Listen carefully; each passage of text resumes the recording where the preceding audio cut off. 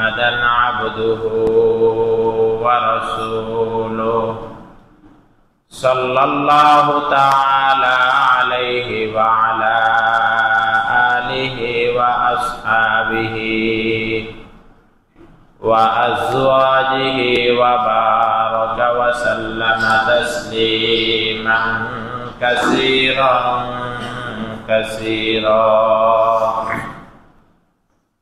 أعوذ بالله من الشيطان الرجيم بسم الله الرحمن الرحيم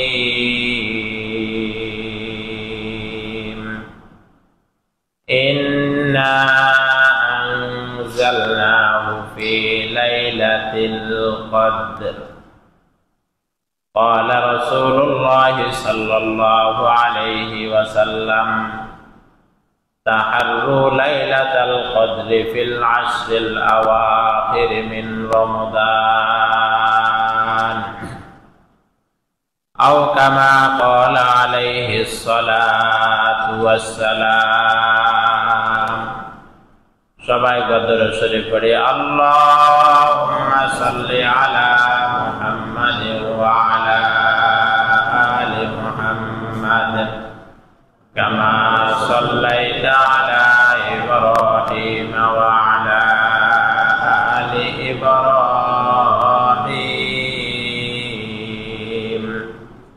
ইন্নাকা হামিদুম মাজিদ اللهم بارك على محمد وعلى آل محمد كما باركت على إبراهيم وعلى آل إبراهيم إنك حميد مجيد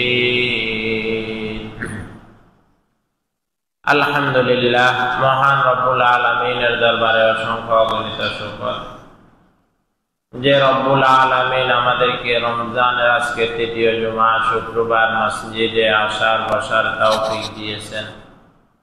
এই জন্য একবার কালিমাতুশ শুকর আদায় করি আলহামদুলিল্লাহ। দরুদ ও সালাম জনাব হযরত মুহাম্মদ সাল্লাল্লাহু আলাইহি সাল্লামের উপর। রমজান মাস খুবই গুরুত্বপূর্ণ তাৎপর্যপূর্ণ একটি মাস।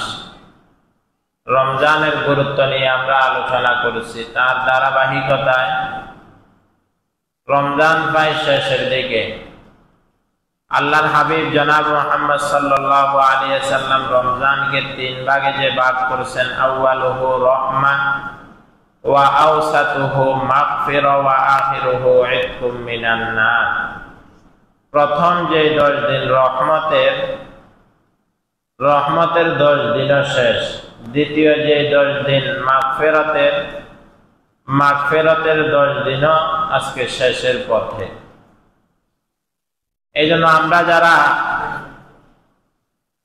রমজান মাস পেয়েছি, আমরা এ বিষয়ে খুব চিন্তা ফিকির করতে হবে যে আমরা রহমত পরিপূর্ণ রহমত পাইছে কিনা, আল্লাহর দরবারে মাফ চাইতে পারছে কিনা, এগুলো একটু চিন্তা ফিকির করতে হবে নিজে নিজে। যে আয়াতখানা তেলাওয়াত করেছি সূরাতুল কদর,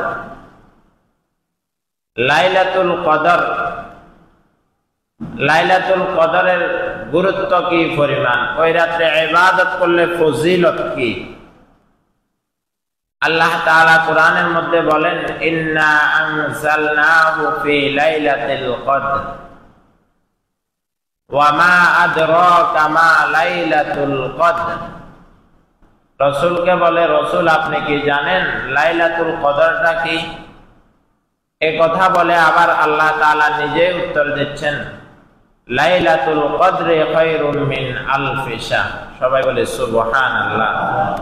লাইলাতুল কদর হচ্ছে যে রাত্রে ইবাদত করলে, 1000 বছর ইবাদত করলে যে পরিমাণ সওয়াব আল্লাহ তাআলা তার আমলনামার মধ্যে ওই রাতটা পাইলে ওই পরিমাণ সওয়াব দিয়ে দিবেন। সুবহানাল্লাহ। এজন্য ভাই সব সময় তো ওয়াজ নসিহত আলোচনা হয়, কিন্তু আমাদের যে দুর্বলতা, আমাদের যে ব্যর্থতা, সেটা হচ্ছে যে আমরা এগুলা আমলে পরিণত করতে পারি না। না হয় রমজান মাস চলে, কথা তো ছিল রমজান মাসে মসজিদ ভরপুর থাকবে, রমজান মাসে 5 ওয়াক্ত নামাজ আমরা বা জামাত পড়ার চেষ্টা করব, তারপরও আমরা পারি না, আমরা দুর্বল। এই জন্য আল্লাহ তাআলা যেন আমাদের দুর্বলতা কাটিয়ে উঠার তৌফিক দান করে, সবাই বলি আমিন। খতমে তারাবি চলতেছে, আর 4-5 দিন চলবে। এরপরে আমি যদি চেষ্টাও করি খতমে তারাবি পড়ার, তাহলে আমার আর সুযোগ নেই, আমাকে পড়ে হাফেজরা শোনাবেন না।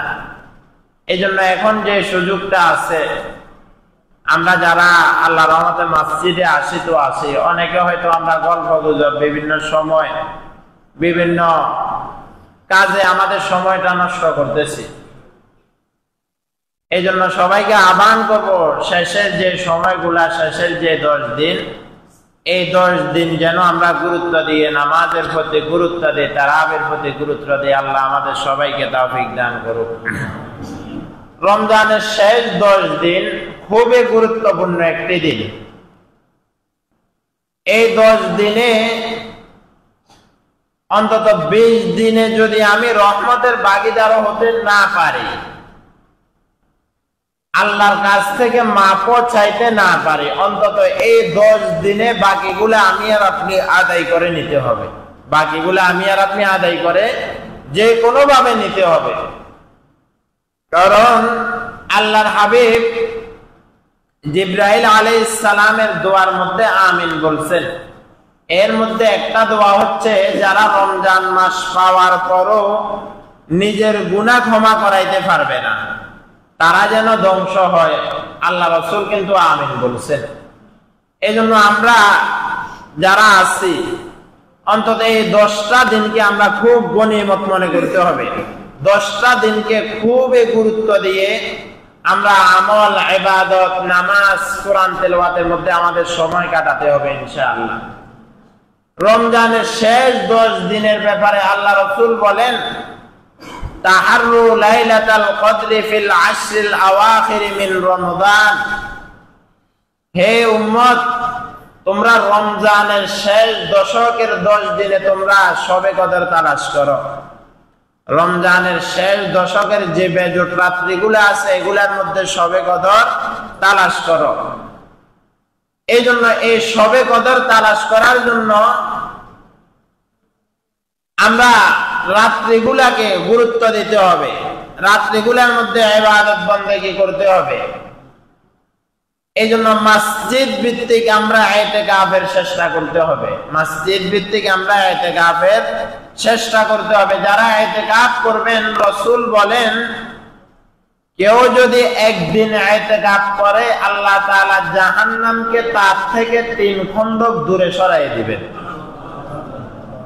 3 খণ্ডকের পরিমাণ কি? রাসূল বলেন, 1 খণ্ডকের পরিমাণ হচ্ছে আসমান ও জমিনের মাঝে যে পরিমাণ পার্থক্য, যে পরিমাণ তফাৎ, এই পরিমাণ তফাৎ হচ্ছে 1 খণ্ডক। অর্থাৎ জাহান্নামকে তার থেকে এই পরিমাণ 3 খণ্ডক দূরে সরাই দিবেন। এই জন্য আমাদের যাদের ইতিকাফের সৌভাগ্য হয়, আমরা ইতিকাফ করব। ব্যস্ততা, মানুষের ব্যস্ততার কোনো শেষ নাই, মানুষের ব্যস্ততার কোনো কি নেই, শেষ নাই। মৃত্যুর আগ পর্যন্ত আমার ব্যস্ততার শেষ থাকবে না। আমরা যারা আছি, একেবারে মৃত্যুর আগ মুহূর্ত পর্যন্ত আমার ব্যস্ততা থাকবে। ব্যবসার ব্যস্ততা, আত্মীয় স্বজনের ব্যস্ততা, পরিবারের ব্যস্ততা, ছেলে মেয়ের ব্যস্ততা, আমার গরু ছাগলের ব্যস্ততা, পরিবার দেখার ব্যস্ততা, এক কথায় আমার ব্যস্ততা মৃত্যুর আগ পর্যন্ত, চক্ষু বন্ধ হওয়ার আগ পর্যন্ত আমি আমার ব্যস্ততার মাঝে ডুবিয়ে থাকবো। আমি আমার ব্যস্ততার মাঝে কি ডুবিয়ে থাকবো। ব্যস্ততা নাই এমন মানুষ নেই।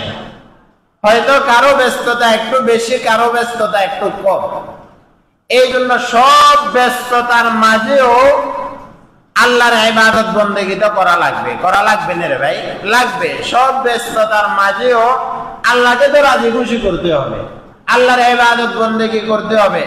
আমি যদি বলি না আমার ব্যস্ততা আছে, আমি খানা খাবো না, তাহলে কি হবে নাকি? না, হবে না। ব্যস্ততার মাঝে খানা খাইতে হবে, ব্যস্ততার মাঝে আমি আমার ব্যবসা বাণিজ্য করতে হবে, ব্যস্ততার মাঝে আমি নামাজ আদায় করতে হবে, ব্যস্ততার মাঝে আমি সব কিছু করতে হবে, ব্যস্ততার মাঝেও কি সব কিছু করতে হবে। এই জন্য আজকে আমরা যারা ইতিকাফে বসবো, কে বসবে না বসবে এখনো জানি না। আমরা যারা বসার নিয়ত করছি বা এখনো করতে পারি নাই, গত জুমাও বলছি, আপনার যে ব্যস্ততা, আমার যে ব্যস্ততা, এই ব্যস্ততা আল্লাহর কাছে এক আনার মূল্যও নেই। আল্লাহর কাছে দুনিয়াটা, আল্লাহ তাআলা কোরআনের মধ্যে বলে, আল্লাহ তাআলার কাছে দুনিয়াটা মশা মাছের দানার যে পরিমাণ, ওই পরিমাণ দামও আল্লাহর কাছে নেই। আল্লাহর কাছে ওই পরিমাণ দামও আল্লাহর কাছে নেই। তাহলে আল্লাহর কাছে দুনিয়ার কোনো মূল্য নেই, দুনিয়ার কোনো দাম আল্লাহর কাছে নেই।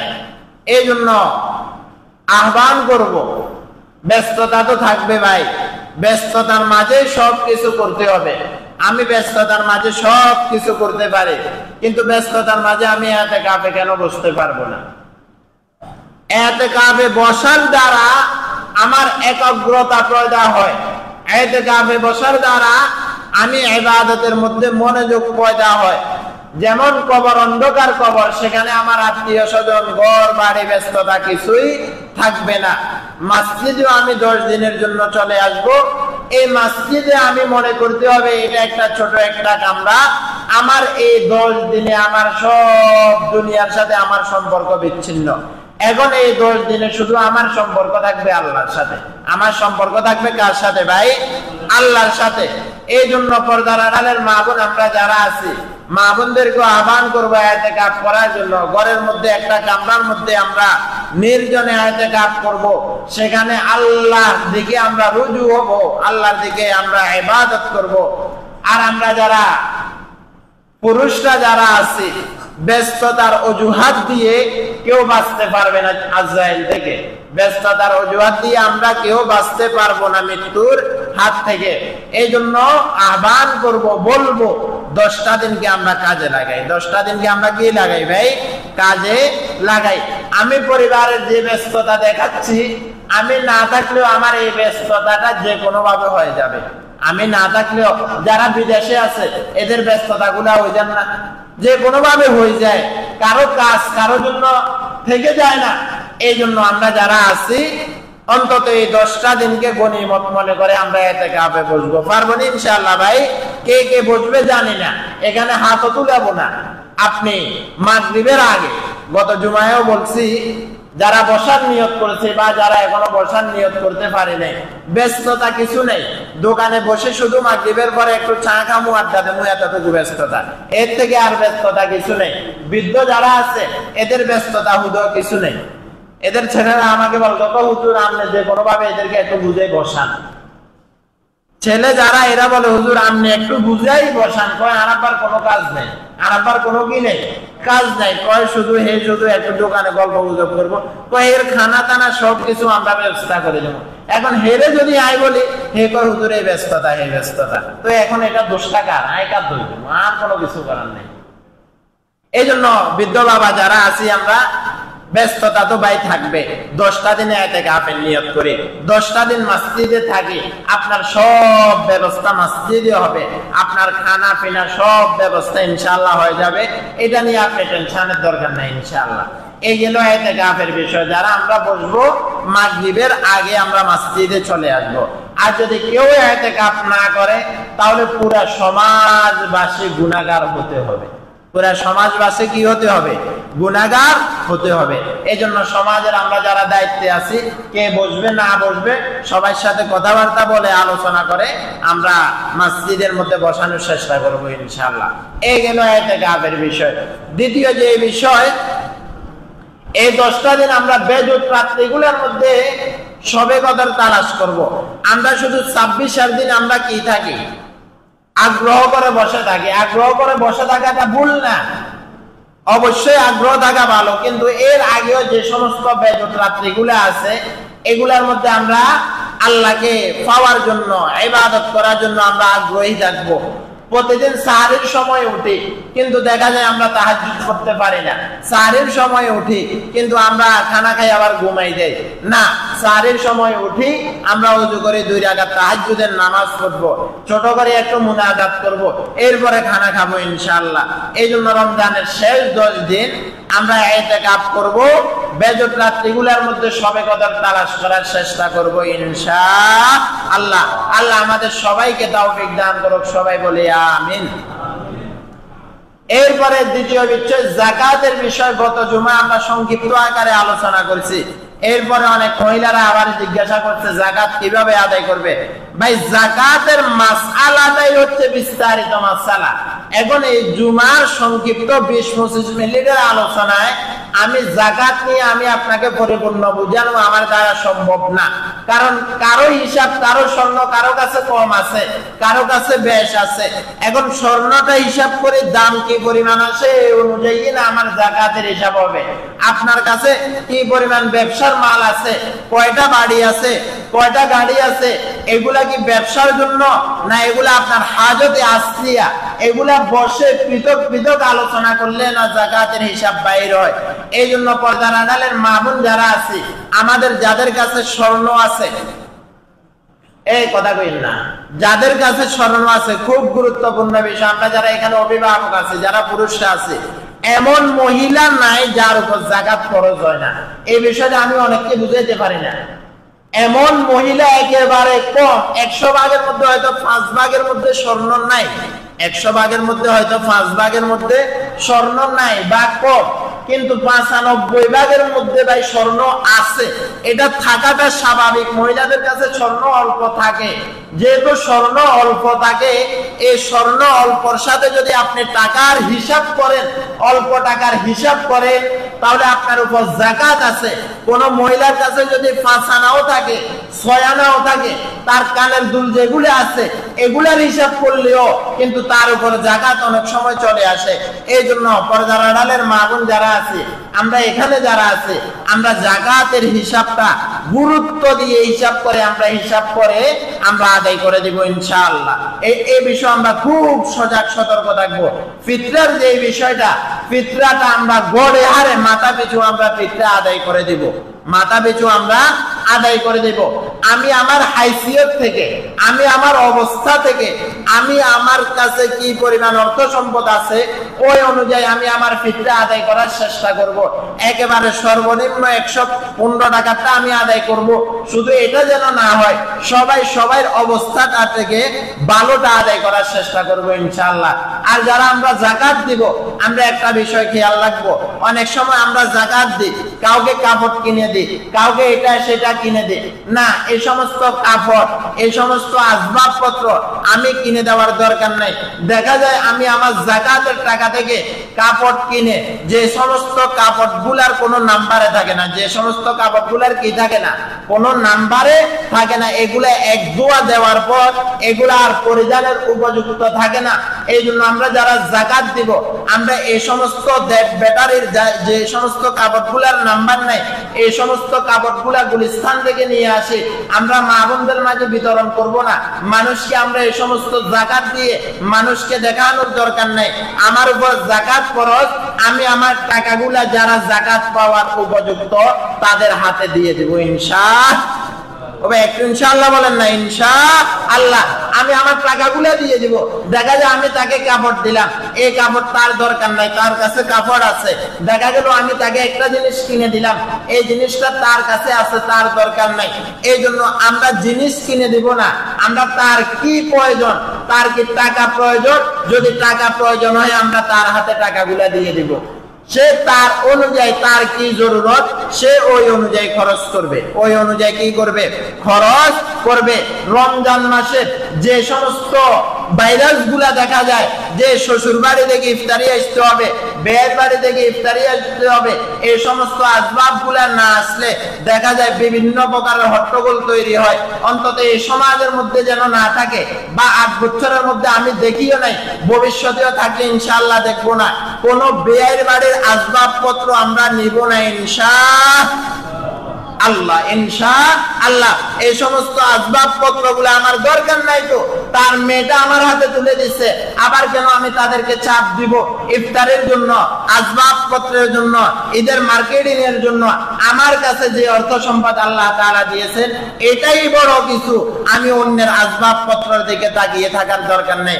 বেশিরভাগ মহিলাদের কাছে এই সমস্ত বিমার গুলা, ভাইরাস গুলা বেশি দেখা যায়।